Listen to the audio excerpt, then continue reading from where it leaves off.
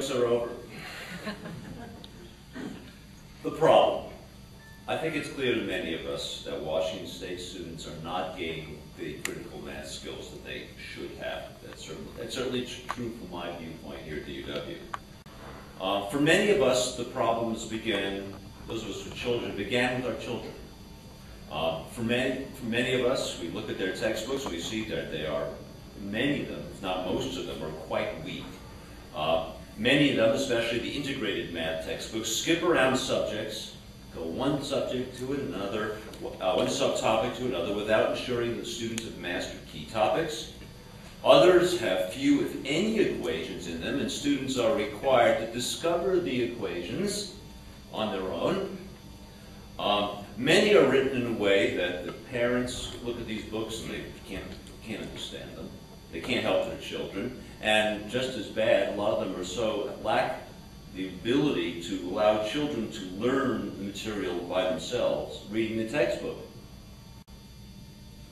And there's a few books that are sort of in these the bad categories, and you've heard some of them before, perhaps. Turk Investigations or and Everyday Math are two prime examples of the kind of books I'm talking about. IMP Math for the higher grade levels, another example.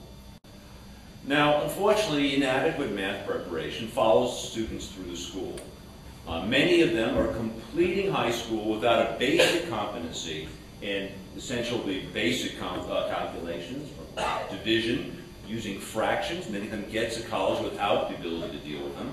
Many cannot do elementary algebra.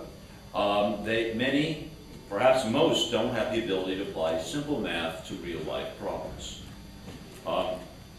The papers were full of this a year or so ago. Nearly half could not pass the 10th grade math WASL, which is actually a relatively easy exam.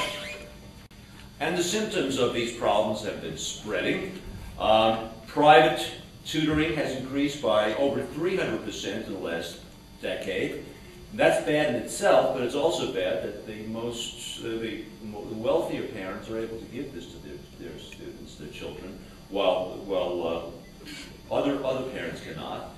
Over 50% of Washington's two-year college students need remediation in math, which is both costly in time and money. And even here at the UW, they claim there's no remediation, but there's plenty of going on around here.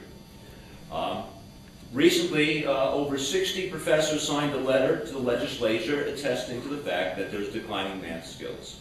And in fact, I was one of the people involved in that. And quite frankly, we could have gotten 300-400 names without any trouble, no trouble whatsoever. On another plane, outside groups are evaluating math standards in the state, such as the Fordham Foundation, and they've been giving us pretty bad grades. The Fordham Foundation gave math standards in Washington State an F. Our standards were found to be poorly written, needlessly voluminous, difficult to understand, and at times having little to do with mathematics. The League of Washington Education voters gave math and science a D here, and there are other evaluations, which I'm not going to go into. Now, on a personal note, at the UW, the math skills of the students that I've taught have dropped substantially over the last 10 or 20 years. And in 101, I teach 101 every other year, and I give a diagnostic exam there. And it is unbelievable the math abilities of these students coming into the University of Washington, the flagship university of this state, right? I gave, this is an example of the exam I gave last time.